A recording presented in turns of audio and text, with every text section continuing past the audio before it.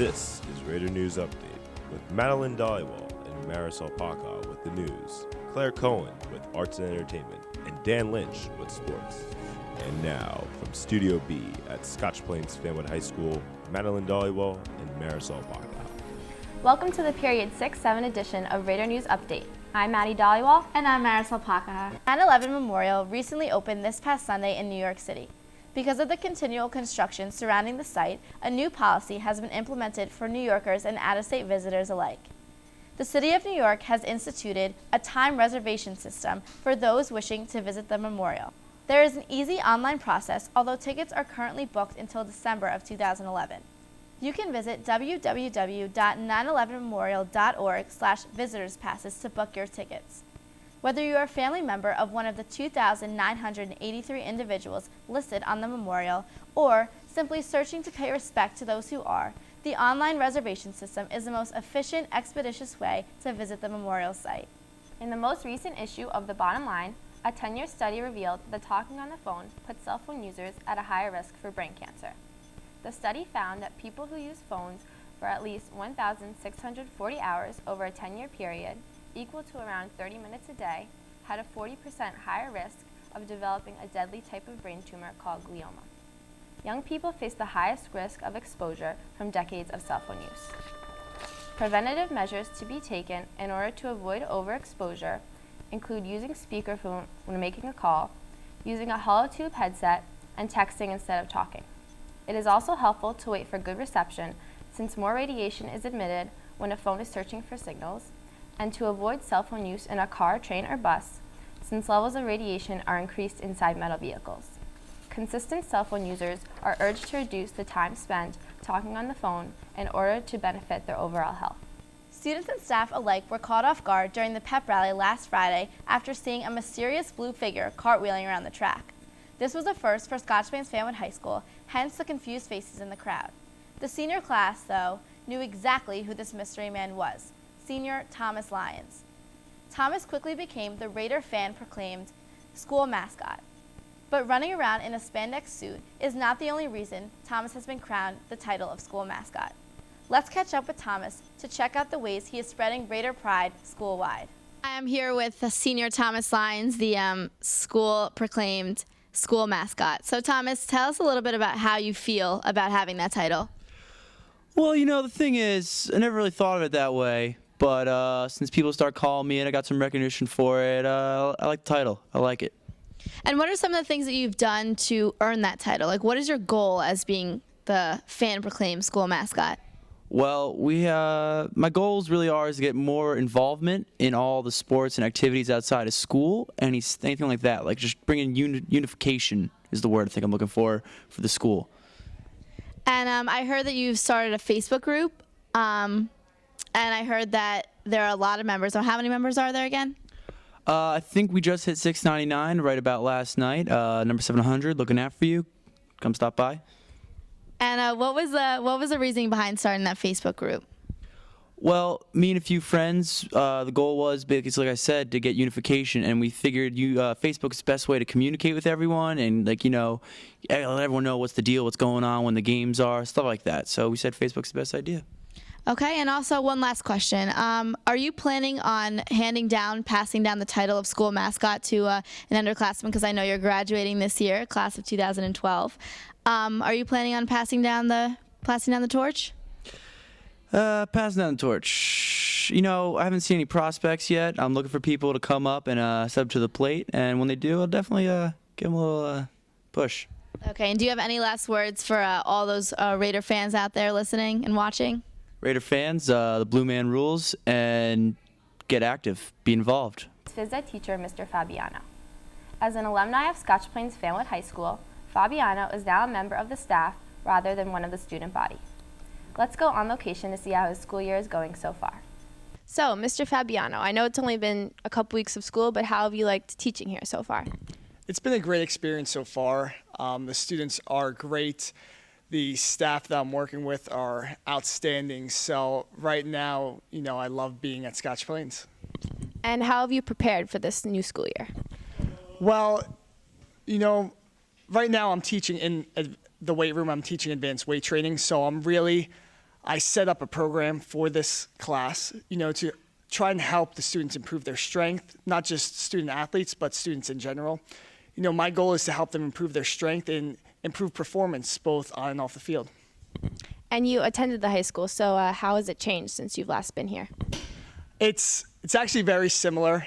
Since I was here, it looks exactly the same. When I was walking through the hallways and looking around, it was nice knowing where everything was.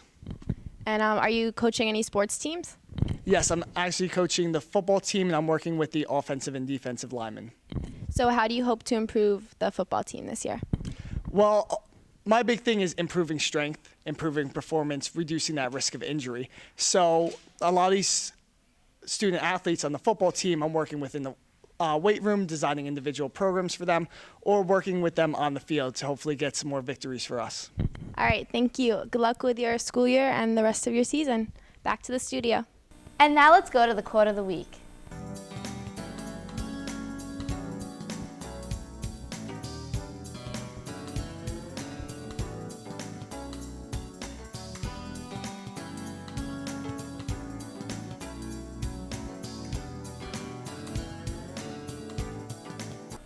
And now let's go to Arts and Entertainment with Claire Cohen. Thanks, Maddie. The top 5 songs of the week are number 5, You Make Me Feel Good by Cobra Starship. Number 4, Stereo Hearts by Gym Class Heroes. Number 3, Pumped Up Kicks by Foster the People. Number 2, Someone Like You by Adele. And counting down at number 1, Moves Like Jagger by Maroon 5. The top 5 movies of the week are number 5, Straw Dogs. Number 4, The Help. Number 3, Drive. Number 2, Contagion. And counting down at number 1, The Lion King 3D. On September 17th, there was a huge turnout, with both sets of stands filled with fans at the marching band home show.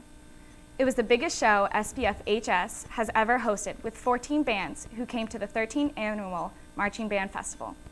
The band would like to personally thank all parents who helped put together such a great show. Let's go on location to find out more. I'm on location with color guard captain Jen Denma. Jen, you had a home game the last Saturday. How did that go?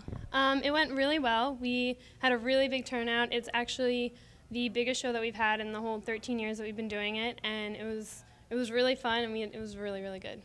And how's the competition looking so far? Actually, I'm not really sure because we haven't competed against anyone in our own group or seen anyone in our own group, but hopefully it'll be good this year. And then there's a competition coming up this coming Saturday, and what do you expect for that? I expect that it'll be really good. We've been working really hard the last month, and as long as we push these next few practices, I think we could have a really good show. That's good. And what's your theme this year? This year, the title of the show is SPF Moves Forward, Drive, Desire, and Determination. Thanks. Good luck, guys. Back to the studio. The first marching band competition is on September 24th in Roxbury. Make sure to go out and show your support.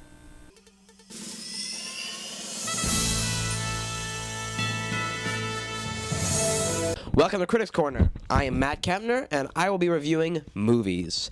Today we'll be talking Contagion. Contagion from the director Steven Soderbergh. You may know him from directing Ocean's 11, 12, and 13. This movie stars Matt Damon, Gwyneth Paltrow, and a whole other bunch of friendly faces you all recognize.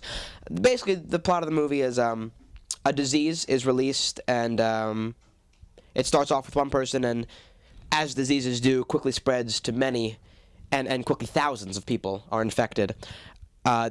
There's a massive riots and confusion in the world, and people got to find out what's going on. That's what I ask you. What is going on? So I suggest definitely go see the movie and rent it. But I'd say it's still in theaters. Go give it a see. It's a great movie. Maybe not for the whole family because it's a little bit of a thriller. I give it 4 Matt Damons out of 5. Definitely a great blockbuster for the winter season. Back to the studio. And now let's go to sports with Dan Lynch. Thanks, Marisol. The girl varsity volleyball team is entering their 9th season. They recently just beat Linden, with the first match being 25-19 and the second match being 25-15. Let's go on location to find out more. The Raider cross-country team has been running around the track in town since the beginning of the summer. Senior John Kirby will once again lead the boys, and junior Carly Redfield looks to take the Raiders and beat Westfield. And last but not least, the girls gymnastics team just defeated Elizabeth. With junior Alex Peluso on the high beams and senior Liz Baldwin on the floor events, the girls won with ease. To find out more information on the gymnastics teams, let's go on location with Matt Kempner. I'm Matt Kemner, here on location with junior Melissa Guerra. Melissa, tell me, how has the season been going in gymnastics so far? It's going good. We've had 2 meets, one against Union Catholic and the other one against Elizabeth, and we won both. Great, and is the team really stepping up this year from the last couple years? Yeah, this year I think we've definitely made some big improvements. We've got a couple new really good freshmen. They're helping out the team a lot, and I think everybody altogether stepped it up since last year. Great, and tell me, how does a gymnastic meet work? Run me through it a little fast. Well, you have 4 events: vault, bars, beam, and floor. And you could take 2 turns on the vault, and they average the 2 scores. Then you go on to bars, and you have like a whole routine. You have to have certain requirements. You have to go from the low bar to the high bar. Then you go to beam, and you have to pass the beam 3 times. You have to go this way, then that way, and then dismount off. And then you go to floor. You have to have a floor routine with 3 tumbling passes, and it has to be 1 minute and 30 seconds. Great. I think that was 1 minute and 30 seconds. I'd like to wish you good luck on the rest of the gymnastics season. Thank you. You're welcome. Back to the studio. That wraps it up for sports. Now let's go back to Marisol and Maddie. Let's zoom on over to Car of the Week.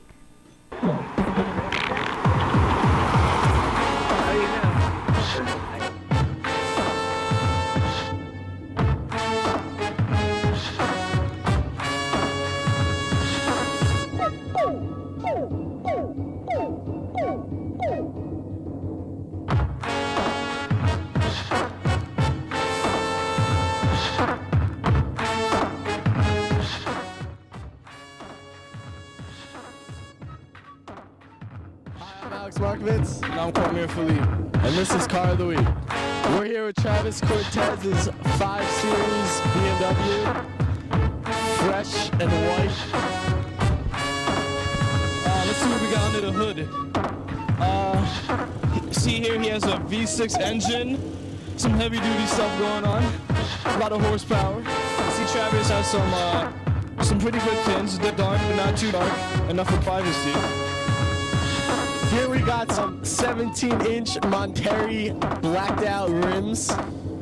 You see Travis has a lot of space in the back for 2 12-inch JBLs that bump. Here inside Travis's Beamer, there's some fresh beige leather. He's got a crazy audio and navigation system as long as he heads up this way, so he doesn't need to be looking down and always concentrating on the road. I'm Alex Markovitz. I'm Cormier Philippe. I'm Travis. And this is our Car of the Week.